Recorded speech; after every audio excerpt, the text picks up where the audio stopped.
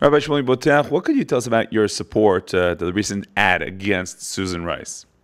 Well, I would say that the ad was not specifically against Susan Rice. It's against anyone and everyone who turns a blind eye to genocide. And most of us are guilty of that. Darfur, Central African Republic. The difference is that Susan Rice is a public figure. Now, our ad made a very simple point.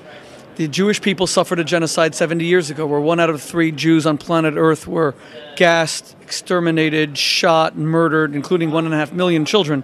So it makes perfect sense for the leader of that nation, when threatened again, this time by Iran, to come to a superpower, which is its ally, and make the case to stop that country from developing nuclear weapons.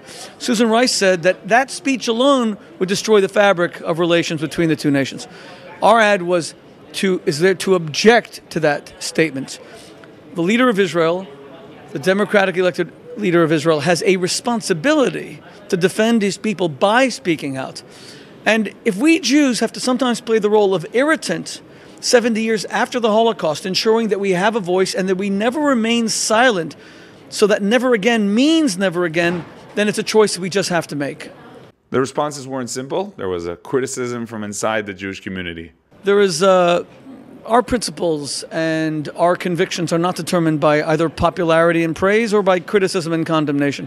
Our principles are what they are. We are an organization that believes in and promotes universal Jewish values, the highest of which is the infinite value of every human life. I have 3 times traveled to Rwanda to visit the sites of the terrible slaughter.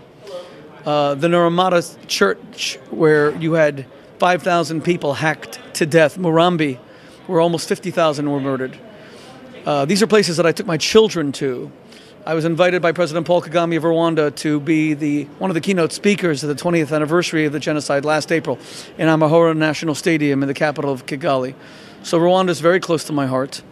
And our ad highlighted the fact that Susan Rice had politicized this genocide in 1994, according to her own colleague, Ambassador Samantha Power, the current American ambassador to the United Nations, who is her successor.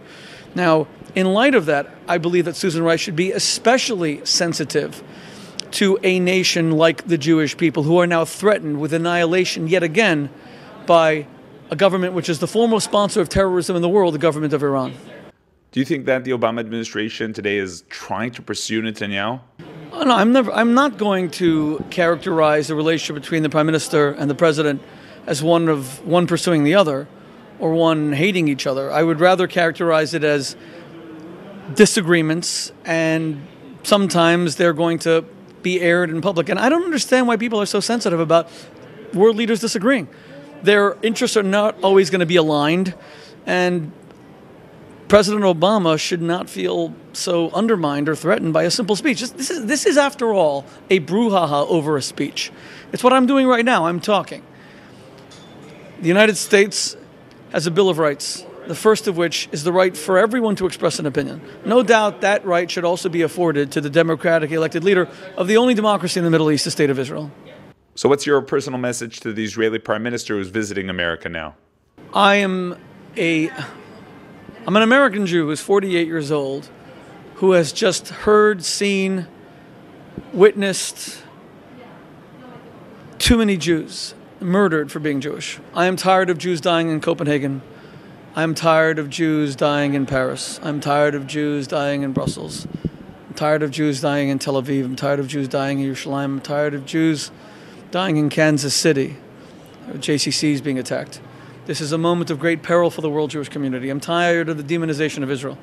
The Jewish community must rise like a lion to fight back against their enemies, where those enemies cannot be turned into friends because they are vitriolic in their hatred. And unfortunately, we have many, many opponents. Now we have some opponents who are not vitriolic, who can be changed through persuasive arguments, through dialogue, through constructive interaction. And with them, I will have a conversation.